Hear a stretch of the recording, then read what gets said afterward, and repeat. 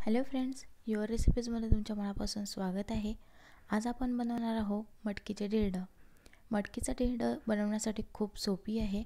तुम्ही नक्कीच हे बनवून बघा तुमच्या घरी आणि खायला सुद्धा तुम्हाला हे नक्कीच आवडणार। चला तर मग वेळ न घालवता आपण रेसिपीला सुरुवात करूया।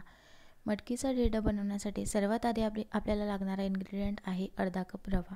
जाड रवा इथं मी घेतलेला आहे आणि त्याच्यामध्ये अर्धा कप पाणी टाकायचं आहे। हे मस्त आपल्याला हलवून घ्यायचं आहे आणि हे 20 मिनिटं आपल्याला ठेवायचं आहे। 20 मिनिटानंतर पाणी सोकून घेईल आपला रवा पूर्ण अशा पद्धतीचा रवा आपला होईल। आता आपल्याला या रव्यामध्ये 1/3 कप मटकी टाकायची आहे मोड आलेली। 3 मिरच्या टाकायच्या आहे, थोडं 7 लसूण पाकळ्या टाकायच्या आहे, 1 टीस्पून जिरं घालायचं आहे आणि थोडंसं 4 चमचे पाणी। आता हे आपण वाटून घेऊया। इथं मी वाटून घेतलेली आहे, तुम्ही बघू शकता मिक्सचर मस्त झालेला आहे इथं। आता या मिक्सचरमध्ये आपण चवीनुसार मीठ घालणार आहोत। मीठ मस्त एकजीव करून घेऊया मिश्रणामध्ये। याच्यामध्ये पाणी टाकायचं आहे आपल्याला, थोडंसं पातळ आपल्याला बॅटर करायचं आहे अशा प्रकारचं।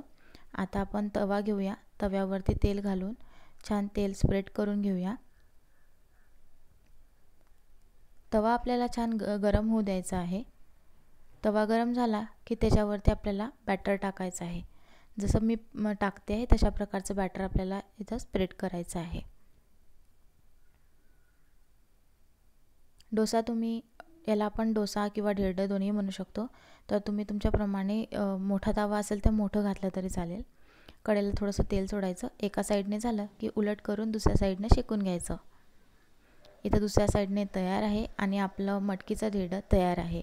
मस्त गरमागरम सर्व करा आणि अशाच प्रकारचे सर्व मी आता करून घेते आहे।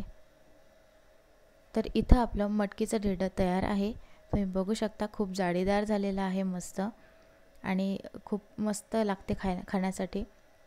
तुम्ही हे मस्त टोमॅटो चटणीबरोबर खाऊ शकतात, तसेच तुम्ही हे शेंगदाणा चटणीबरोबर सुद्धा खाऊ शकतात।